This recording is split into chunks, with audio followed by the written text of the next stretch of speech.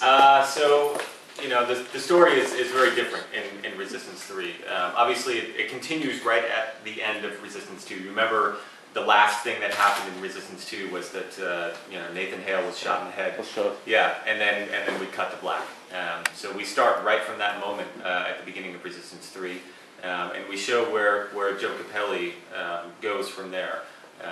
He essentially becomes a pariah. He's the guy that nobody likes because he killed Nathan Hale, and he gets cast out from the military and has to go on his own. He becomes a regular guy like you and me.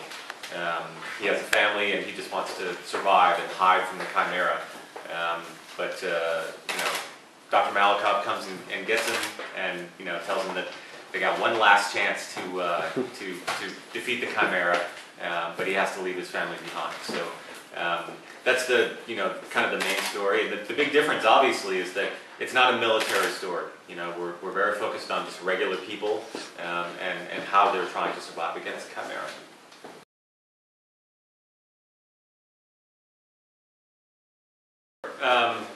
They were both Sentinels, so they were both very good fighters, military trained, so they both know how to use weapons.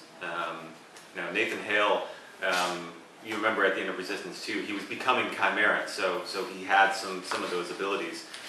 Joe Capelli, at the beginning of Resistance 3, he uses a vaccine that Dr. Malakov created from Hale's blood, and he is then cured of the Chimeran virus. So Capelli is just a regular guy, like you and me, but he's big and he's strong, and he can use the weapons.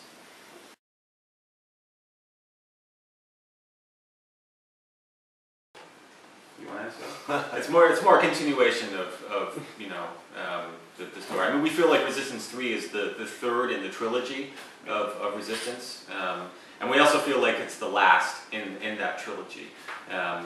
The story kind of starts with Resistance Fall of Man, continues in Resistance 2, and then ends in Resistance 3.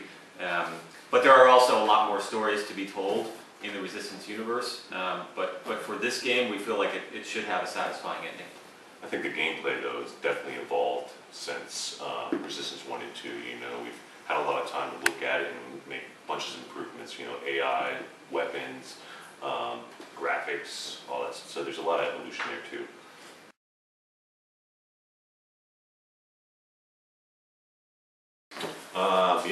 I mean, it's improved. It's kind of a different experience. It takes a different skill set to use to move. It can be a lot more immersive once you get it down, and so it definitely feels a little different like that. And the 3D along with that, I mean, brand new for us. What am I trying to say? Yeah, I think Cameron said it. It is like a different game. When you're playing with the move and also 3D. I mean, when you get that depth to the experience, you really feel like you're in the world. Experiencing the gameplay.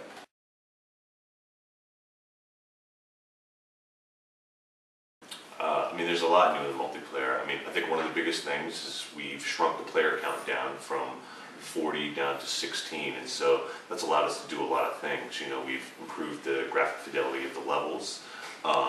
Since we've brought back the weapon wheel in single player, we kind of carry that over in multiplayer, so you can run around the map, and as you're killing your enemies, you can build up a whole big wheel of weapons and use those to fight.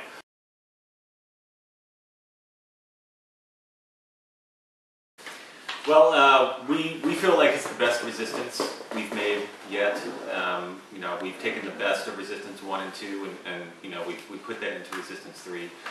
It's the third in the franchise, so graphically we've come a long way. And there are a lot of things that are unique to Resistance. The weapon wheel is something that no one else has. The weapons and all of the secondary fires and the upgrades. There's a lot of choice to be had in Resistance 3. And finally, the story is unique to Resistance 3. We're not a military shooter like a lot of those other shooters out there. We are focused on regular people trying to survive, but you have all these weapons and these very powerful, unique chimera to fight against, and there's a variety of chimera as well. So